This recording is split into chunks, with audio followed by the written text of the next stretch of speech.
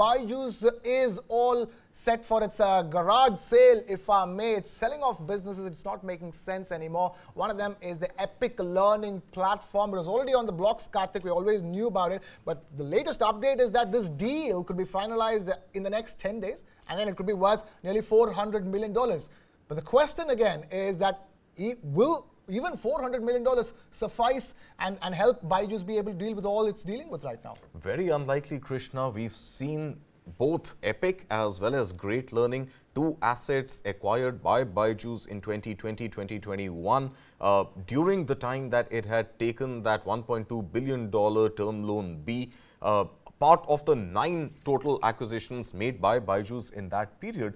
Now, it is pretty much, like you said, a garage sale or a distress sale, because Epic, which was bought in 2021 for $500 million, is on the block for $400 million. So that's straight away a hit of $100 million to a company that can ill afford it at this stage. Now, Jefferies Capital is supposed to be the front runner to acquire Epic for $400 million.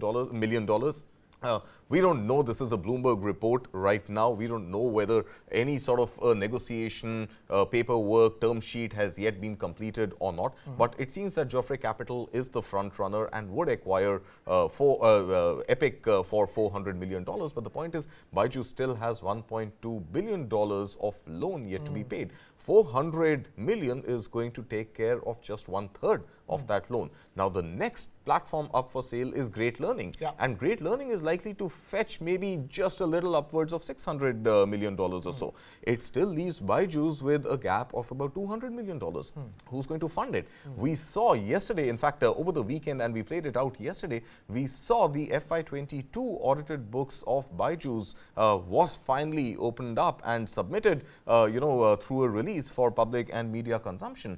And the story is not bright there at all. We have seen that losses have continued to mount even as growth continued as expected, because FY22 was still a time, we are talking about calendar year between April 2021 to March 2022, when the pandemic had not vanished. And you still had EdTech, being talked about and subscribed to as a great alternative to brick and mortar school-based education. But now with the pandemic clearly behind us, at least for in India and for the foreseeable future, I think the whole question on the sustainability of EdTech is in greater question. So December, hopefully, when FY23 books of Byju's come, we will have maybe shocks which are far more rude in nature to what the FY22 numbers held for us.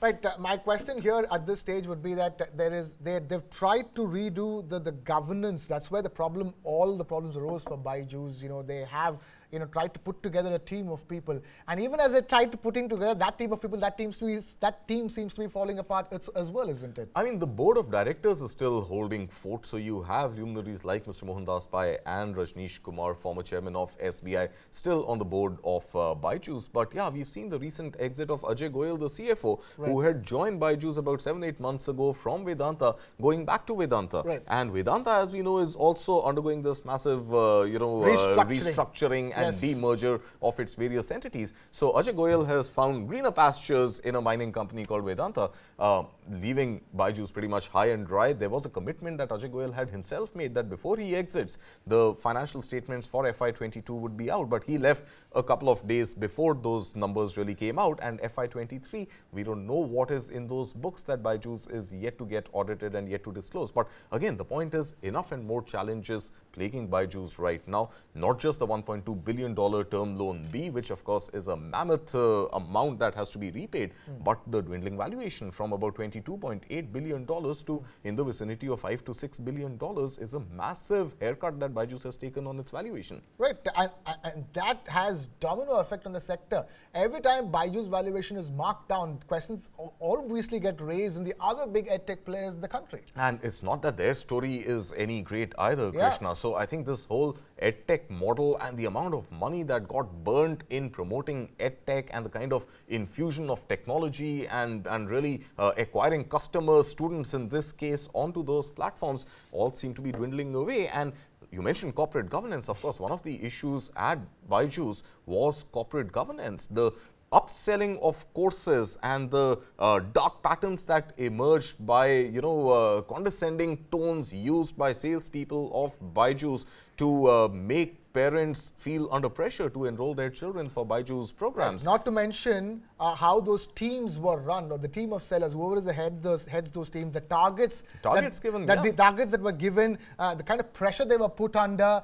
So there was governance issues at multiple levels. On one, they're dealing with their customers, and the way they deal with their own employees as well. Absolutely. So while we see great statements coming from Byju Ravindran on the screen right now saying that they will continue on the path of sustainable, profitable growth, continue, I think, is a misnomer here. I think they will have to embark at best on a journey to sustainability and profitability. But the question I want to really pose here is that after all that has gone wrong with Byju's, does Byju Ravindran have the moral standing to stay as the founder and CEO? You can't take away the founder tag, but does he have the moral standing to stay on board as the CEO of this company? And should the board decide against Byju Ravindran's own continued sustenance and profitability and put somebody else in charge? I think that is something that the board should seriously consider at this point, perhaps consider it ahead of FY23 financial reports, which I suspect are going to be even more grim